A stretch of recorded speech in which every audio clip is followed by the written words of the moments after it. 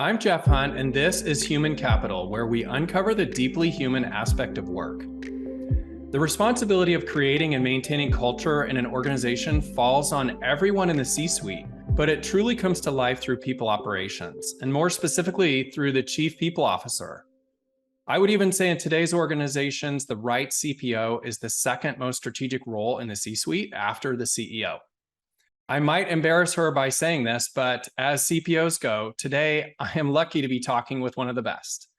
Katie Burke is CPO at HubSpot, and she oversees recruitment, people operations, learning and development, culture, and employee experience.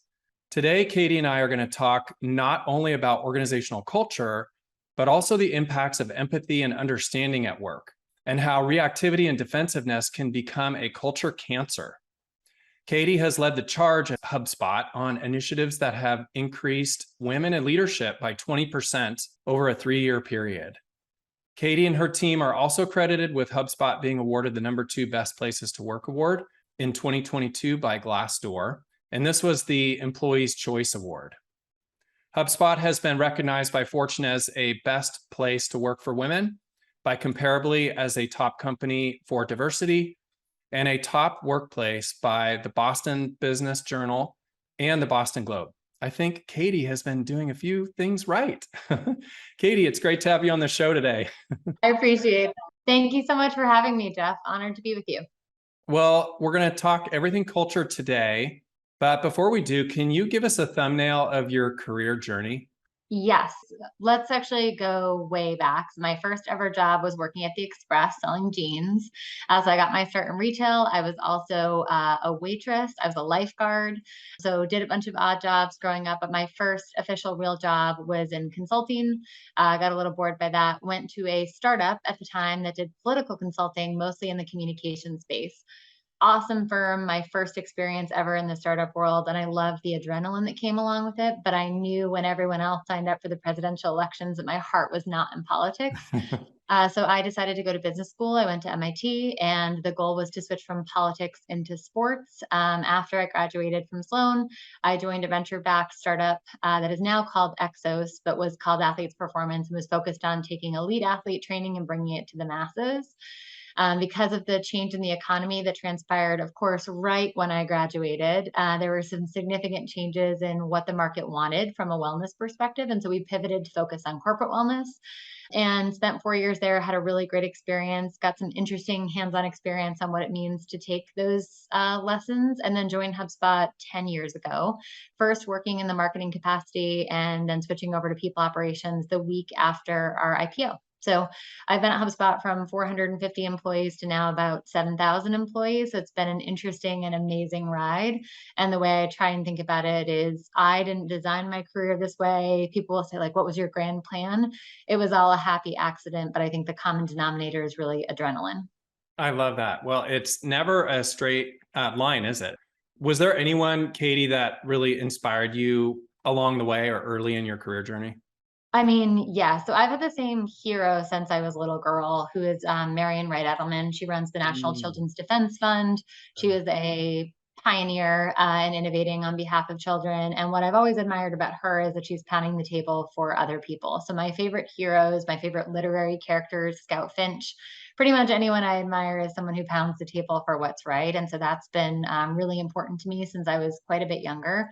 And as far as big influences on my career, I've been lucky enough to have many. So when I was at Glover Park, the political startup I mentioned, I was lucky enough that each and every one of the partners taught me something, a skill that I still use in some way, shape, or form today. When I was at Athletes Performance, a gentleman named Chris Hickey taught me a ton about people management that I didn't know. And during my career at HubSpot, I have too many mentors to name, but JD Sherman, our former president, has been a personal and professional mentor to me that I feel lucky to have gotten to know. That's awesome. It's incredible how those people have an impact on our lives, isn't it? I mean, truly, they're the people that, you think about your phone a friend, and the phone a friend, it's amazing actually how consistent sometimes it stays throughout the years. And many of those people are people I would call for advice on professional and personal topics, which is super cool. I feel incredibly lucky. And we were talking before I got started, as the oldest in a big, big family, I also rely on my siblings for advice and for humility. If I ever thought about getting a big head after all those awards, my siblings will bring me right back to reality. I love that. I want to just talk about the tech industry for a minute.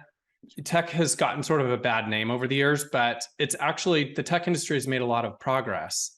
There's still some struggles just to become more inclusive of all genders, all national origins, all languages, all sexual orientations, all racial identities. And so what I'm curious about, Katie, is what strategies do you feel have moved the needle most in improving inclusivity in these areas? Yeah, so major plus one, I share both your optimism about where tech is headed and the encouragement, and also the desire to continue moving the needle, because I don't think tech is as diverse as it should be, as you said. So a few things that work, in my opinion.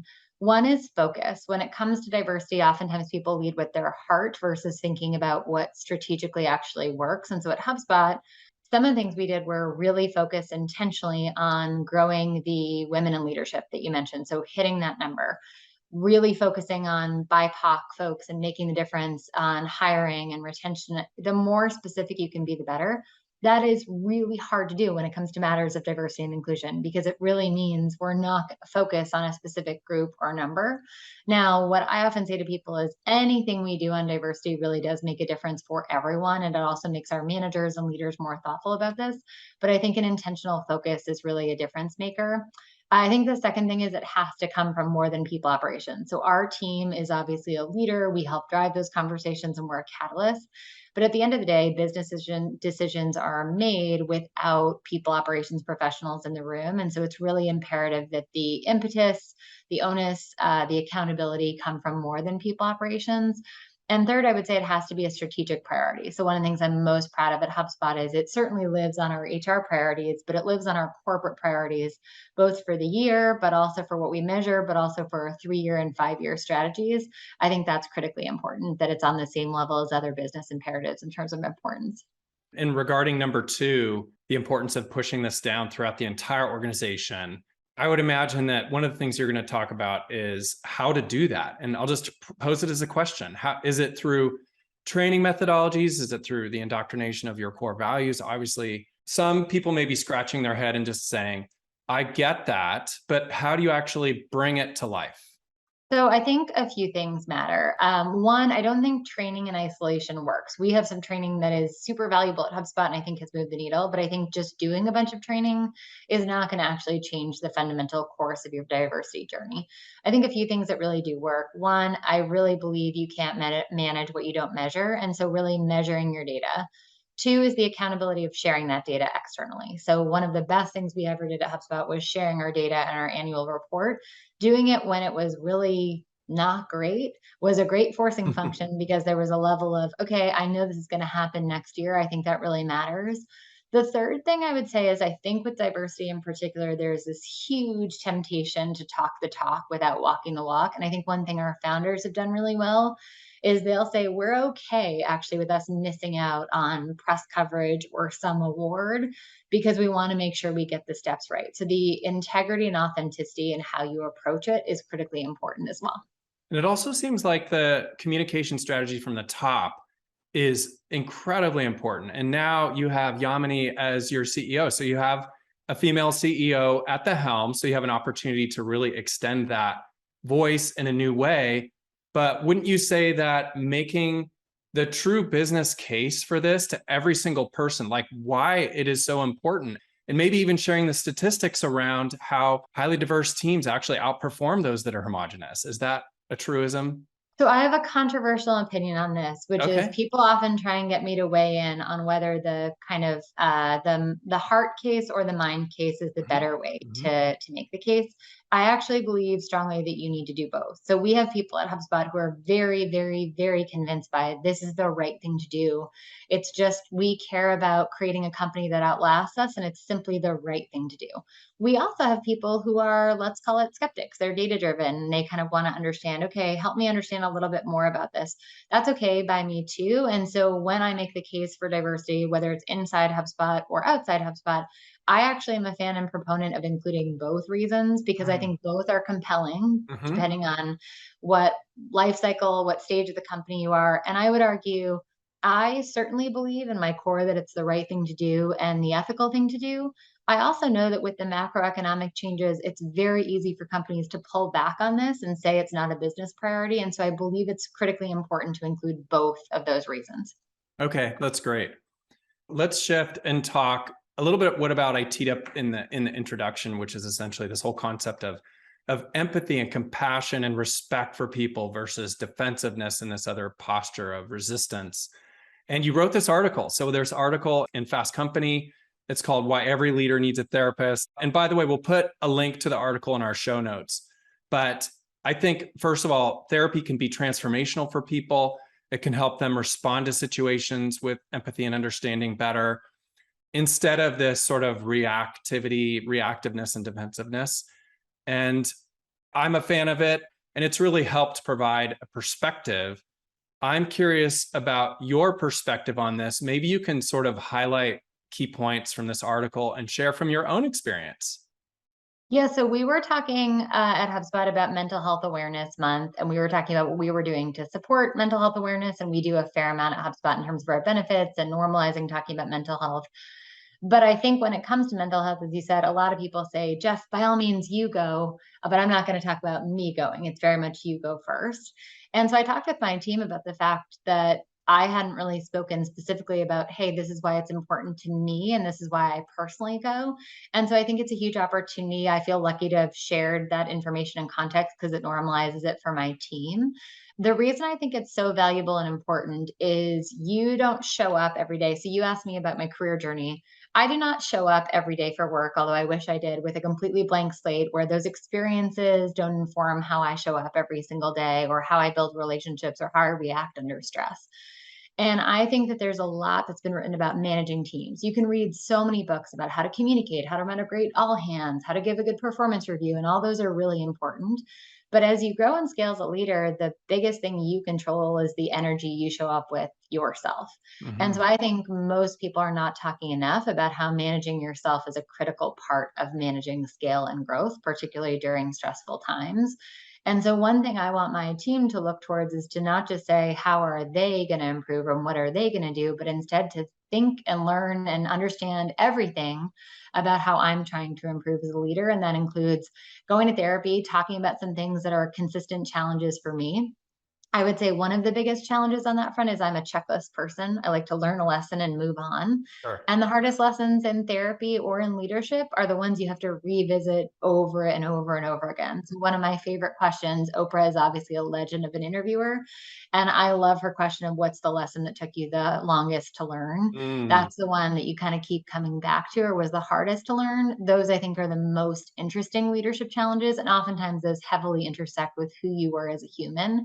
And so I think just normalizing that you're working through those things and also normalizing the routines with which you are prioritizing those things really matters.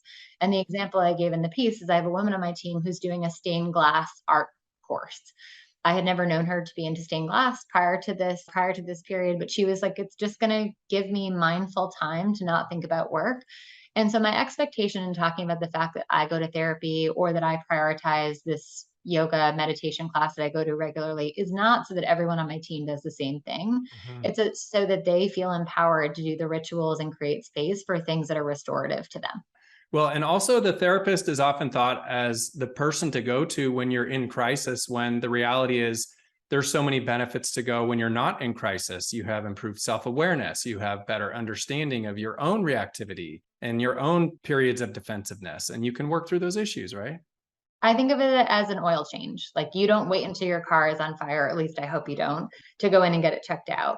And so if you think about an oil change on a regular basis, it's just like, okay, regular check-ins and checkups on how you're doing and what might be triggering or problematic for you, or what might be stressing you out that you didn't even realize until you created that space. Mm-hmm. And so I think doing it regularly, as you said before, things are at a 9 or 10, I think is incredibly valuable and grounding. For sure. So let's talk about these things in the context of business culture for a minute. So, we mentioned empathy. I like to put things in terms of compassion as well, because there's a difference between empathy and compassion. But what are the positive impacts of these types of behaviors at work? So I think we started this conversation talking about diversity, inclusion, and belonging. It is absolutely impossible, I think, to create a workspace where people feel like they belong without a degree of compassion and empathy for the people that you work with, and a willingness to truly walk in their shoes and understand what they're navigating or bringing to bear on the day-to-day experience. And so I think that's number one. It's directly tied to diversity. But number two is we are all navigating. We've been apart for the better part of 2 years. So regardless of whether you're back in the office full time or working remotely, chances are you've had less face time with the people and things you love, and less travel, and less joy over the past few years than you might have. And so I think it's more important than ever that we're talking about this, because I think there are people for whom going back to life as normal is really restorative and fun and energizing. And then I think there are some people who are really struggling, for whom they're feeling overwhelmed. They're feeling not quite back to normal. They're feeling confused around what the next chapter of their lives might look like. And so I think it's a particularly important time to prioritize this. And then the third is, obviously we'll see what happens with the broader macroeconomic environment. But I do think in a tight talent market, people vote with their feet, and they can choose to work at a company that just cares about numbers, or they can choose to work at a place that prioritizes empathy and compassion. And what we've seen time and time again from our employees is one really good trend about the competitiveness for talent is people care more about mission and what matters than ever. And so they're looking for managers and leaders who prioritize that empathy and compassion in their communications and their actions. And so I truly believe more people are going to seek out both managers and workplaces that prioritize these types of conversations. And it makes so much sense, because when people show up at work, if they feel seen and heard, and if they feel like their manager and their peers care about them personally and what's going on in their lives, then they feel connected. They feel emotionally connected to those relationships and to the company, right? And they're more likely to perform better. Exactly. One of the things I always encourage people to ask as part of their interview process, even when the talent market was as tight as it was a few months ago, is help me understand how your company treats people when things are not perfect. Mm. And that could apply to a market correction, but it could also apply to a colleague who had a medical emergency they didn't realize. How did HR support the team? How did the manager create space for it? And I think sometimes people skip that question because it's so easy to focus on how people are treated when things are amazing. And I think it's critically important to ask that question, because it says a lot about the org, the degree to which someone can give a specific example of that. For sure. Katie, shifting to the negative impacts of reactivity and defensiveness, let's talk about that for a minute, because part of it comes from a place of cultures end up with negativity and reactivity, in my opinion, oftentimes because leaders and peers are unwilling to have difficult conversations with people. But I'm curious about what your thoughts are about the negative impacts and how they truly can become a cancer. They definitely can. I first want to normalize the fact that, like, I have reacted poorly. I've sent emails I regret. I've definitely showed up in meetings. I've definitely given feedback in a way that I would not be proud of were you to roll back the tape. So I think one thing I would just say is, like, I had this great conversation with my coach at one point, and I showed up and I was like massaging my temples, and I was like, look, I just want to own something, which is I really messed up, and here's what I did, and here's what happened, and whatever. And so she's like, okay, so what did you do? And I was like, I apologized. And she's like, directly, succinctly, with no caveats. I'm like, yes, I just was wrong. And here's what I did about it. And she's like, cool, then let's move on from this. And let's just figure out how we prevent it moving forward. And so I think one thing we have to distinguish is reacting in the moment or reacting imperfectly is a human behavior that everyone is going to participate in. Mm-hmm. There's a huge difference between doing that and creating space and normalizing it and moving forward versus a culture where that's acceptable, normal behavior that is excused or overlooked. Those are two totally different things. And so I think sometimes when we talk about management and leadership, we want people to be superhuman and never make mistakes. And instead, I think it's about the fact that you are 100% correct that a culture that makes excuses for that or allows managers to lead like that regularly is hugely problematic. And I do think sometimes people shut down when managers or leaders don't respond in the absolute perfect way they hoped for. And so I would say on this one, I want us to meet somewhere in the middle, which is Sure. culture should be training people, managers, and leaders to be thoughtful in how they show up and how they react. One of the things we talk about at HubSpot, which is drawn from the Energy Project, is this notion of like above the line and below the line. Mm-hmm. Hey, when I'm below the line, here are some stressors. You might notice that I talk even faster than I currently do. You might notice that I'm more frustrated. That's how frustrated or overwhelmed is how it comes across for me. That doesn't mean you have to be the recipient of vitriol if I'm feeling that way, but those are some leading indicators that you might go, Katie, maybe we should revisit this conversation later. And I think creating space to talk about things like that, and also things like working with me documents to help understand when are the best times for people. If you're looking to give me tough feedback, these are the time windows, and here's how I like to be approached. I think just giving people a little bit of user guidance, because turns out human beings are more complex than we might think. Giving people a little bit of context on how to navigate those conversations helps. Yeah, that makes perfect sense. And another thing I just heard recently, which really made sense, is like, you may have feedback for me, Katie, but if you had come to me and you actually ask me if you can present that feedback or give that feedback, then I can say, yes, that's great. Or, Katie, I'm not in a great place for that. Can we meet next Monday at 9 a.m.? And then all of a sudden I put myself in a position and you in a better position as the giver and receiver of feedback in a substantive way. 100%. And I think that is such an important reminder. And then I also think as a leader, creating the space for you to even just say that, right? So Sure. if, for example, in a one-on-one, I'm not pausing at the end to say, Jeff, is there anything we didn't talk about that you wanted to make sure we got to? That Mhm. gives you the perfect entry to say, would it be okay if I gave you some feedback, which then leads to our great conversation at 9 a.m. If I don't stop to pause, which honestly can sometimes be a challenge for me, I have missed that opportunity to let you have that conversation. And so part of what we're also working on with our teams is creating that intentional pause space to give you a chance to ask that question. I love that. Okay, so I want to talk. I mentioned a couple of awards in the beginning and in our intro, but what are some of the HubSpot People Ops strategies that really led to you to achieve the #2 best place to work in 2022? I mean, that's a big deal.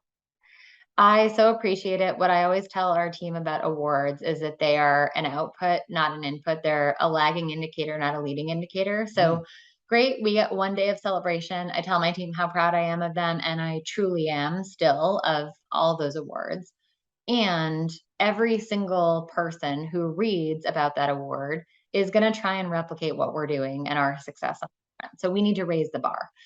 And so what that means is there's no magic bullet. There's no, often. So as an example, when Glassdoor first started, the number one question I would get when I would go to conferences to talk about it was essentially like, how do I create a bot that responds to Glassdoor reviews that Mm. takes care of this for me? And like, well, you're kind of missing the point. It's not about the fact that I spend time on the reviews. It's the fact that I take the reviews that are tough to read or that are celebratory and make sure that we're really toasting the people that got great reviews or the teams that got great reviews and the behaviors that led to that. And then when we get tough feedback, I'm sending you a note saying, Jeff, hey, I'm seeing a pattern in some of the feedback we're getting from your teams. Can we work together to kick the tires to understand exactly what's going on here and understand it further? And Mm. so, in other words, it's not about the employer brand, it's about the day to day experience we're delivering. And so, truly, the secret, if there is one, to our awards is responsiveness to feedback. We pour over internal feedback, and our feedback mechanism, our people analytics team is world class. But what they would tell you is our mechanism for survey feedback is not revolutionary. It's amazing, and they do a great job being more transparent about it. Mhm. What makes us unique is our follow through on it and our openness to it. And so we post the comments from every survey so people can read all the comments, including all the negative ones on that stuff. We're super Mhm. transparent about it. And then we also post action plans for here's how we're actually going to move forward on this. And I think both of those things are critically important to build trust with our employees, even at our scale. Mhm. Well, and it sounds like you've really recognized the strategic value of investing in all of that feedback and the time that it takes because of the dividends it pays, right? I think that's the other thing. Our founders, I am incredibly proud of our team and the work they do.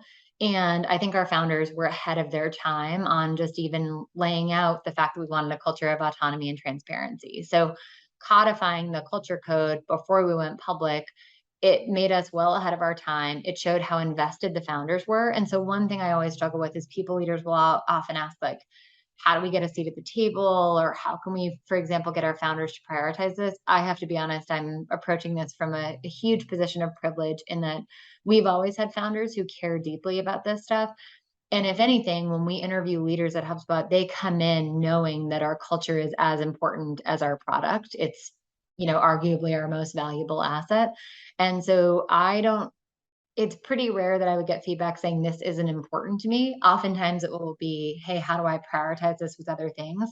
But I'm lucky enough to be working with an executive team and founders who all deeply care about this because it's one of the reasons they chose to join HubSpot in the first place.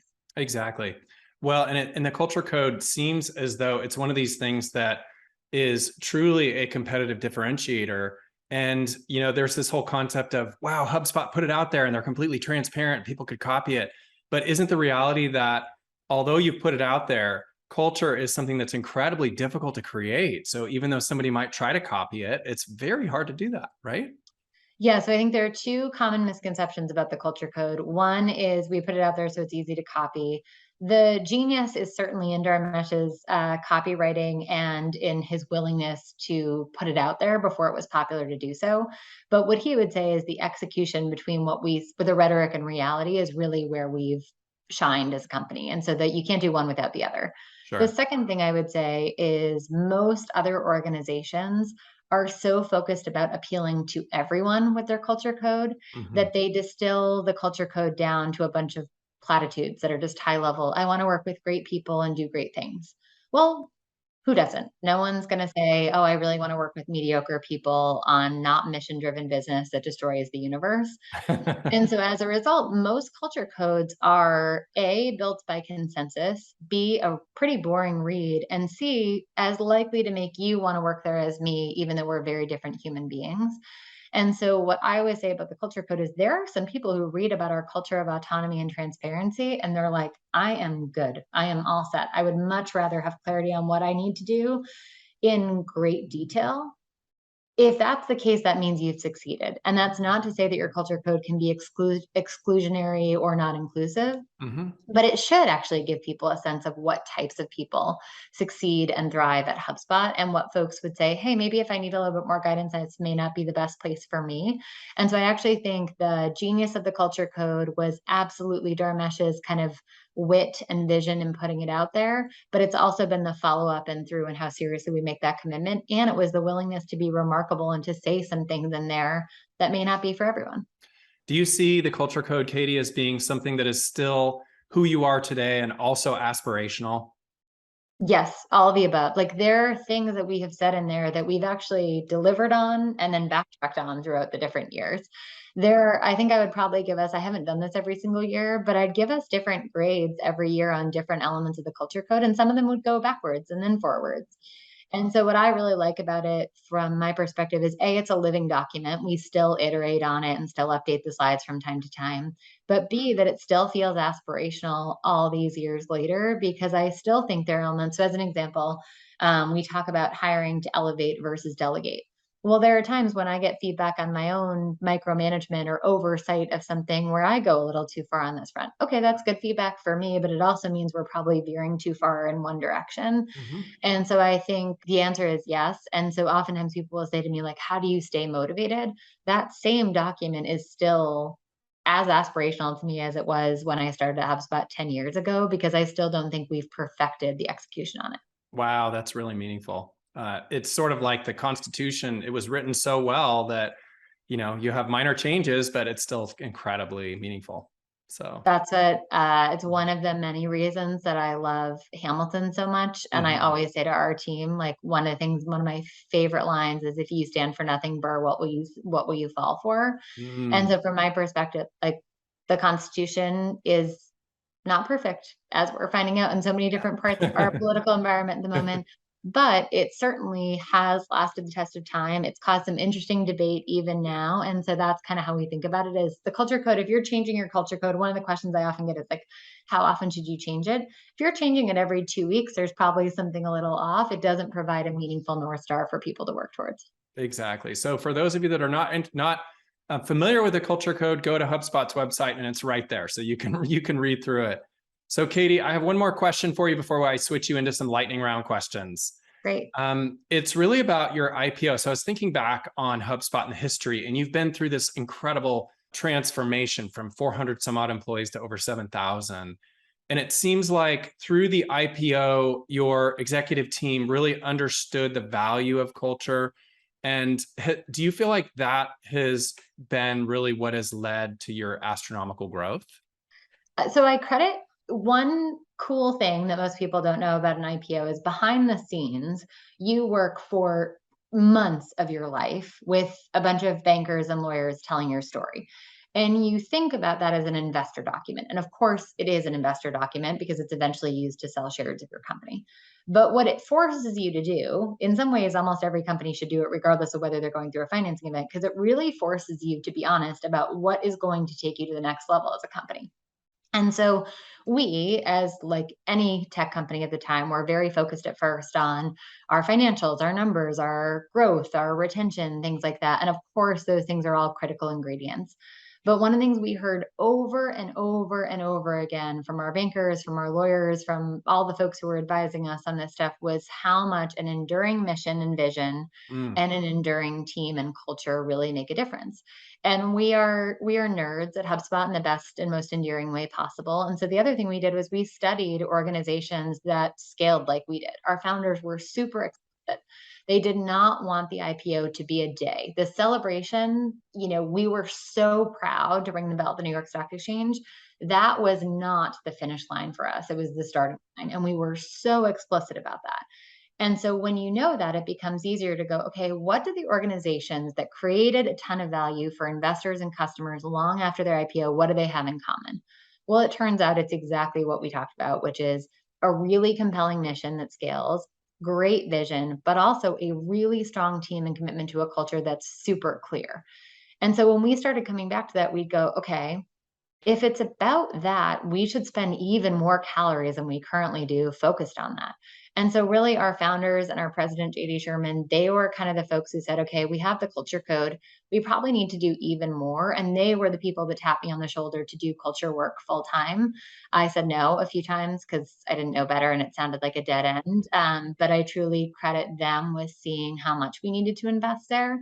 And basically, what we did was we started with a very small team and a very small budget. And our entire mission was to close the gap between who we said we were and who we wanted to be. And it led to some really cool innovations. It led to us being able to be super experimental with the type of culture we wanted to create. And it was the foundation for now what's a global people operations team that gets to do a lot of really cool, meaningful work. I love that. It's truly a long-term strategy. Absolutely. Okay, I'm going to shift you into some lightning round questions. The first one is, what are you most grateful for? I'm most grateful for my team. I think my team has been through just a lot. We've been through incredible, incredible growth and then also incredible uncertainty. And on any given day, they're navigating both. And I feel really lucky in particular to have a leadership team that I can trust with good news, trust with bad news, and everything in between. And so I'm feeling very grateful for my team. What is the most difficult leadership lesson you've learned over your career? Ooh. Honestly, coming back to our therapy conversation, it's never about you. It's always about the team. And when you make it about you, you inevitably fail or fall short of your expectations. The other thing I would just say is it's not enough to think about how you're growing your team and your impact. You have to think about how you're scaling yourself as a leader. So Mm. lots in there and lots for me to continue improving on. Who's one person you would interview if you could, living or not? Ooh, Michelle Obama is up there on my list, and then Marion Wright Edelman, the woman who I've looked up to my whole life. Those are my two women I would love to interview. And are you a reader, Katie? Do you have any top book recommendations? I am an avid reader, and I am a huge believer in reading. So my mom, growing up, was a big proponent of that kids should read anything and everything. So she encouraged us to read long leadership books and historical tomes, but also encouraged us to read things that were light and fluffy. And so this summer, I've been trying to read a lot of beach reading to keep things light on this front. Yeah. But of course, I love anything Brene Brown related and always keep Mhm. coming back to her wisdom on that front. And so if I'm ever lost in leadership wilderness, that's one that I come back to. Okay, so what's the best piece of advice you've ever received? So my mom would always say to us when we were leaving for the first day of school, the advice would be no one eats lunch alone. So that was a big rule in our Ooh, family. good. Mhm. If you were to ever go to school and say like, oh, I went and I saw Jeff there, but I left him at another table, that was like you broke the rules in our family. So no one eats lunch alone. I think from the start, that set the tone in our family that you are meant to include other people and that's part of your role. It was be kind to other people and raise your hand if you know the answer. And, my mom's goal was to raise people who were confident, kind, and empathetic. She describes it as kind women of great compassion. So that's what she always says to me and my sister. And that's kind of how I think about my overarching goal, not just professionally, but personally as well. She was a wise woman, no doubt. She is super wise and she continues to be a huge influence on my life. So I would say that's a big one for me. That's great. So, Katie, as we wrap up, what's the most important takeaway you would want to leave listeners with today? My takeaway is you have feedback from your employees that you know and have heard that you're not acting on. Rather than looking into the sky for the answer, look to their feedback and act on it. Great, great advice. Thanks so much for coming on the show. Thank you so much for having me, Jeff. Thanks for listening to the show this week. We release new episodes every other Tuesday. Let me know what you thought of this episode by emailing humancapital@goalspan.com. Human Capital is produced by Goalspan. Subscribe wherever you get your podcasts. And please share this podcast with your colleagues, team, or friends. Thanks for being human, kind.